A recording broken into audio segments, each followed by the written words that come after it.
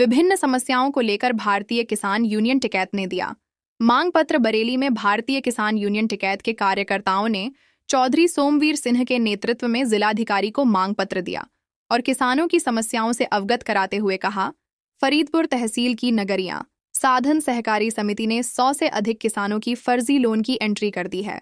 इससे किसान बहुत परेशान हैं।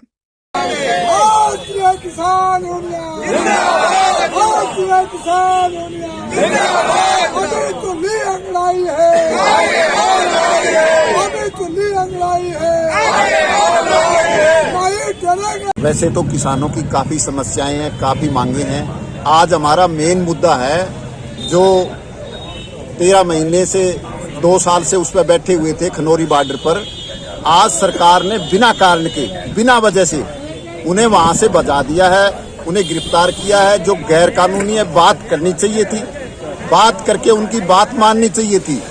और अब भी मैं पंजाब सरकार से यही रखता हूं कि दोबारा उन्हें बुला के उनसे वार्ता करें और वार्ता से ही उनकी समस्या का हल करें। ये जो देश में है लोकतंत्र है, इसे लोकतंत्र को जिंदा रहने दे। हर आदमी का अधिकार है अपनी मांगों को रखने के लिए।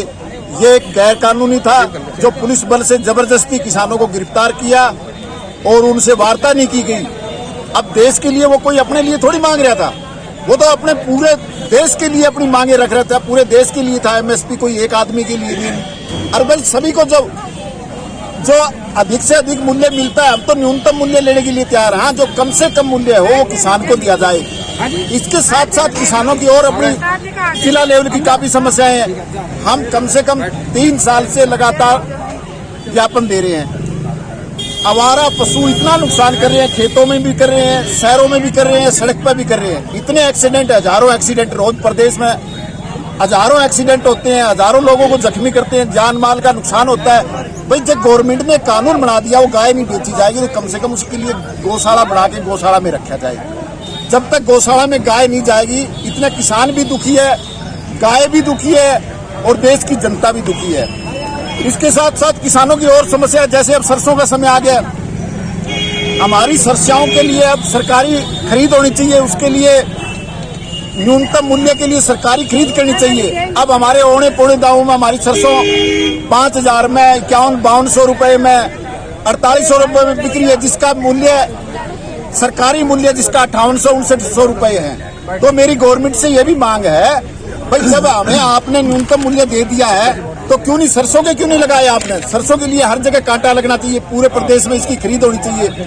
ये सरसों तो ऐसी खेती है जो पूरे प्रदेश में है हमारे में, तो पैसे तो पूरे देश में, पूरे प्रदेश में इसके कांटे लगने चाहिए।